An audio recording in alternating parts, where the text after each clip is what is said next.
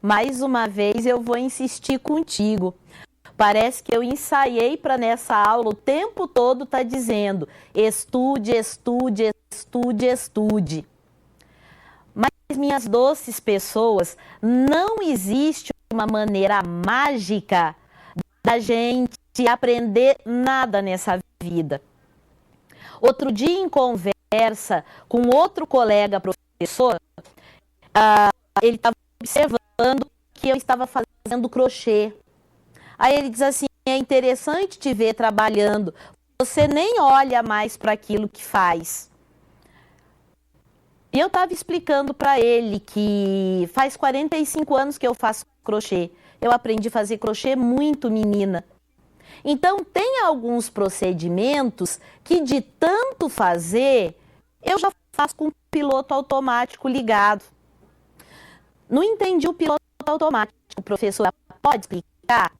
Posso sim.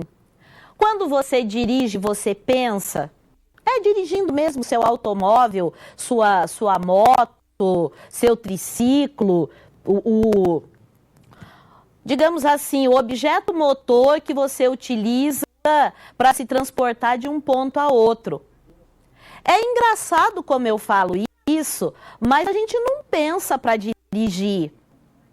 Para dirigir, a gente entra no carro, a gente verifica as coisas básicas, porque a gente vê se o espelho retrovisor está posicionado, se os espelhos laterais estão dando uma boa visão, a gente trava o cinto de segurança, a gente verifica o travamento das portas. A gente sai da garagem e a gente dirige. O cérebro da gente não diz assim, abaixe a seta que está do lado direito do volante para que você possa virar à direita daqui a 2 quadras. Depois de fazer a curva, desacione a seta. Pise no acelerador, pise na embreagem, troque a marcha. A gente não fica se dizendo isso o tempo todo. A gente percebe o carro, a gente percebe o trânsito e a gente dirige. Quando a gente estuda um determinado conteúdo, quando a gente conhece os seus pormenores, a gente entra nesse estado de piloto automático. Quando eu estou aqui diante de vocês dando aula, tem algumas coisas que eu preciso buscar sim, eu preciso conhecer, eu preciso me atualizar com relação a taxas, eu preciso, assim como você, me atualizar com relação aos padrões determinados pela Receita Federal, para cálculo de imposto, para distribuição de tudo o que a Receita Federal determina. Eu preciso estar atenta à legislação das empresas no formato limitada, nas empresas no formato SA, nas empresas no formato a empresa individual. Veja então, o mesmo trabalho de formação que você tem, eu tenho. Mas tem algumas coisas que pelo fazer cotidiano, eu ligo o piloto automático. E às vezes nem percebo o que estou fazendo. Por exemplo, calcular o dividendo de uma ação.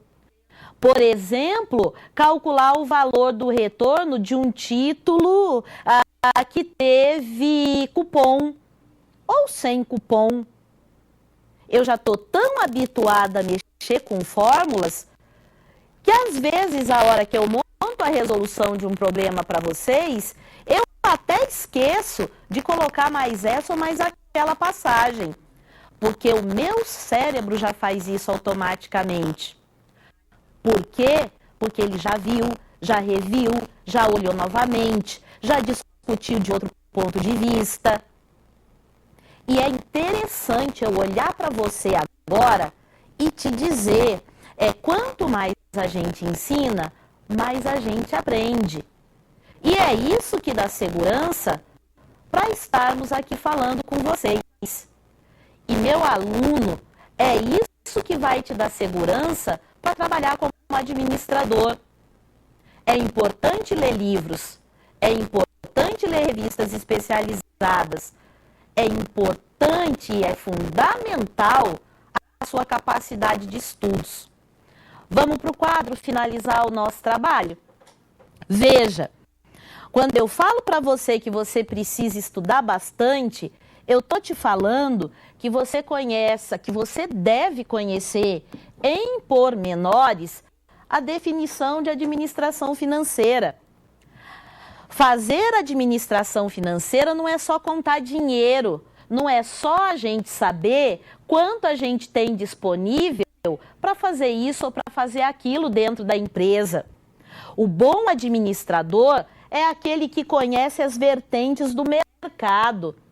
É aquele que consegue sentar junto com os seus superiores e discutir. Hoje é melhor a gente colocar o dinheiro em tal coisa assim, para que daqui 6 meses, como indica o mercado, a gente possa fazer uma ampliação lá na cidade fulana de tal. Porque daqui 6 meses o governo municipal prometeu que as empresas que levarem suas filiais para lá serão isentas, por exemplo, do ISS. Se for uma empresa prestadora de serviços, é um ótimo negócio. Então, o administrador que vai atuar como administrador financeiro precisa passear por esses meandros, precisa ter pleno domínio da linguagem técnica, precisa conhecer o jargão da profissão, precisa principalmente conhecer toda a gíria financeira, para que, quando ele estiver trabalhando junto a outros administradores, ele possa efetuar conversas, ele possa ter diálogos todos no mesmo nível, sem precisar ficar preocupado se ele vai dar conta ou não do discurso como foi preparado.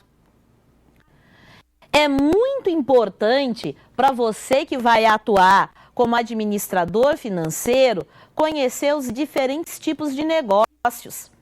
Agora há pouco eu estava falando para você das SAs. Agora há pouco a gente estava falando de limitadas. Aqui no Brasil, uma imensidão de empresas tem o formato limitada. Pouco mais de 6 meses atrás, eu fiquei surpreendida. No Brasil todinho, do tamanho que ele é, nós temos pouco mais do que 500 SAs, incluindo as multinacionais.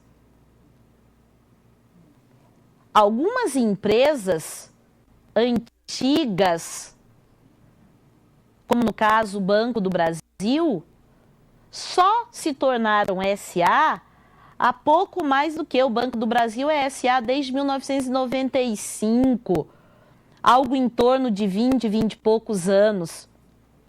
Veja então, o Banco do Brasil era uma empresa governamental, era uma empresa pública, tornou-se uma SA.